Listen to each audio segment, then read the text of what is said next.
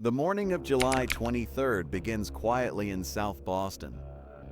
Alexandra Cruz, a 21-year-old single mother, leaves her apartment before sunrise. She kisses her son goodbye and walks toward her job at Dunkin' Donuts. The streets are empty. Darkness still covers the neighborhood. A man walks behind her. She doesn't notice him until his arm wraps around her neck. He drags her into a parking lot. She tries to scream, but his grip tightens. He punches her repeatedly until she loses consciousness. When she wakes up, he's gone. Her purse is scattered across the pavement. Less than a mile away, Amy Lord sleeps in her Dorchester Street apartment. She's 24 years old, a Massachusetts native who graduated college and moved to Boston to start her career. Her family describes her as punctual, driven, someone who never misses work. At 4:23 a.m., security cameras capture a man walking past her building. He pauses at the front door, peers through the glass, then turns as if to leave. The door opens. Amy steps halfway out. The man rushes her. She disappears back inside. At 6:03 a.m., Amy's black Jeep Grand Cherokee pulls up to a Bank of America ATM. She withdraws money. The transaction looks normal. Minutes later, her vehicle appears at Sovereign Bank. This time something is wrong. Amy exits from the passenger side. As she walks toward the ATM, the Jeep reverses. Someone else is driving. The left side of her face is swollen. At 6:14 a.m., her Jeep stops at Metro Credit Union. The driver leans back and covers his face with a cap. For a brief moment, the cap slips. A closely shaved head is visible. Amy looks directly into the camera. Her left eye is bruised. She withdraws more cash. The Jeep leaves in reverse. At 6:28 a.m., Citizen Bank captures another transaction. At 6:43 a.m., the pattern continues. By 7:00 a.m., Amy has emptied her accounts using 5 different ATMs across South Boston. At 8:00 a.m., firefighters respond to a vehicle fire in a parking lot. The car is engulfed in flames. When the fire is extinguished, the VIN number identifies it as Amy's Jeep. At 11:00 a.m., her manager reports her missing. She never showed up for work. Detective Paul McLaughlin from Boston Homicide receives a call about Alexandra Cruz's attack. He pulls the incident report. Alexandra describes her attacker as a Hispanic male with a distinctive mole on his lip. McLaughlin runs a search through the booking system. 10 possibilities appear. He selects one photograph and puts it in his pocket. The man lives in South Boston. Later that afternoon, McLaughlin learns about Amy's disappearance. She lives blocks away from where Alexandra was attacked. The timing is too close to ignore. He contacts Amy's family. Her parents and her sister Carly drive from Wilbraham to Boston. They meet McLaughlin at Amy's apartment. There are no signs of forced entry, no signs of struggle. Amy's Jeep and wallet are missing. McLaughlin requests Amy's bank records. The withdrawals begin at 6:03 a.m. and continue until just before 7:00 a.m. He contacts each financial institution and asks for surveillance footage. Hours pass. The tapes start arriving. The first shows Amy at the ATM. Nothing unusual. The second tape changes everything. Amy exits from the passenger side. Someone else is driving. Her face is swollen. McLaughlin watches each tape carefully. At Metro Credit Union, the driver hides his face. At Citizen Bank, Amy looks panicked. The pattern is clear. This is an abduction. McLaughlin secures additional footage from a building across the street from Amy's apartment. The video quality is poor, but the sequence is visible. A man walks past her door. He pauses and looks through the glass. He takes a step, then turns back. The door opens. Amy steps out. The man rushes toward her. She's pushed back inside. At the end of the day, McLaughlin receives a call. A body has been found in Hyde Park. He drives to the scene. Amy Lord lies in a wooded area. She's been beaten, stabbed more than a dozen times, stripped naked except for an angel wing necklace. McLaughlin stands over her body. His daughter was born the same year as Amy, graduated college the same year. The devastation her family will feel is unimaginable. By nightfall, the news spreads across Boston. A killer is loose in South Boston.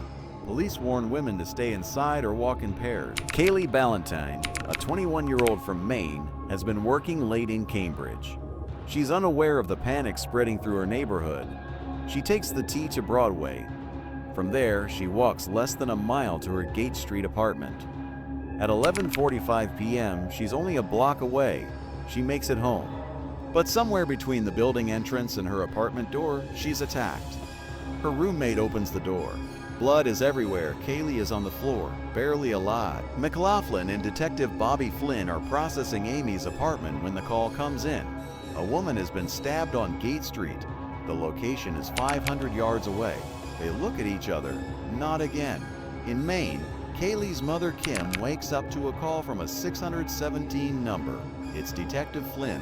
"Your daughter has been stabbed." Kim becomes hysterical. She wants to speak to Kayleigh, but she's in the emergency room. Kim's mind races. The attacker is still out there. What if he knows Kayleigh survived? What if he comes back? She drives toward Boston. The 2-hour trip feels endless. Detective Flynn walks up Telegraph Street. A trail of blood marks the attacker's escape route. Security cameras are visible in the area. Flynn and McLaughlin review descriptions from witnesses. The suspect is a young man in his 20s with multiple tattoos, wearing a tank top and a hat. They've been chasing him through footage for nearly 20 hours. Then the dispatcher calls. The suspect just walked into the same hospital where Kayleigh is being treated. Flynn yells to his partner they have to go. Lights flash, sirens wail. They arrive at Tufts Medical Center within minutes. Flynn runs to Kayleigh's room. She reaches out and grabs him. Her grip is strong despite her injuries. "He's here," she says. "They just told me he walked in. Is he here?" She's panicking. An EMT heard Kayleigh describe her attacker earlier that he recognizes a man matching her description walking down the hallway. Security is alerted. The hospital goes on lockdown. The man has a deep gash on his hand. Investigators believe he cut himself while stabbing Kayleigh. She fought back. He's placed under arrest. Flynn brings him into another room. The suspect is identified as Edwin Alemany, 28 years old. He denies everything, claims he was in a street fight, refuses to answer questions. At 5:00 a.m., Kim arrives at the hospital. She runs to Kayleigh's room. They hug. They cry. Kayleigh has 5 stab wounds on her left arm, 2 on her torso, 1 under her left breast, half an inch from her heart. 1 stab wound collapsed her left lung, 2 more on her face. Kayleigh looks at the doctor. "Am I gonna live?" Meanwhile, McLaughlin reviews CCTV footage collected from the day before. Edwin appears just after Amy's murder buying gasoline. Minutes later, police discover Amy's Jeep engulfed in flames. At the gas station, Edwin crosses paths with an acquaintance. McLaughlin tracks down the acquaintance. Without hesitation, he confirms it was Edwin Alemany. Later footage shows Edwin spending Amy's money across the city. He buys a new phone, signs the paperwork under the name Slim Shady, buys lottery tickets, beers, cigarettes, treats his friends to dinner at a Chinese restaurant. Around the time Amy's body is recovered, Edwin stands outside the restaurant smoking a cigarette. Not a care in the world. Footage from after Kayleigh's attack shows Edwin at a gas station bragging about being in a fist fight. He laughs, puts on a show for the cashier, then takes a cab to the hospital. DNA specialists identify spots on Edwin's sneakers that match Amy Lord. The entire timeline is confirmed. Edwin attacked Alexandra Cruz early in the morning. Hours later, he abducted Amy Lord, forced her to withdraw money, murdered her, burned her Jeep, and spent the day using her cash. That night, he attacked Kayleigh Ballantyne and walked into the same hospital where she was being treated. Detective Flynn decides not to tell Kayleigh about Amy for several days. When he finally does, Kayleigh breaks down. She had felt proud of surviving. Now she feels guilty. Why should she feel anything when Amy can't feel anything? She's gone. Over the next 2 years, Kayleigh struggles with recovery. Reliving her trauma during legal procedures nearly breaks her. But the investigation conducted by McLaughlin and Flynn is thorough. The jury reaches a verdict quickly. At the sentencing, Kayleigh speaks. She was starting her senior year the summer she got stabbed. She couldn't walk. She had to learn how to walk again. But she won. He didn't win. Kayleigh holds up an angel wing necklace. Amy had this around her neck. Now I have one too. I carry her on my shoulder everywhere I go. She's my guardian angel. She helped me fight. She wanted me to be here today.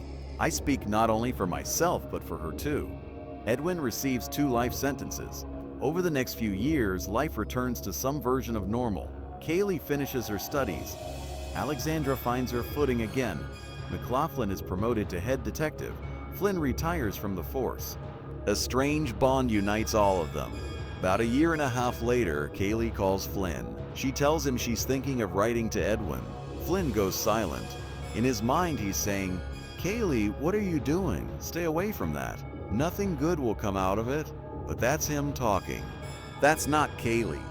For years, Kayleigh's life has been defined by the hatred she felt toward her attacker. But she now sees that forgiveness is the only way to take that power back. She writes a letter to Edwin Alemany while he's in prison. "I believe you get what you deserve for doing what you did. I will go through life being reminded of it every single day.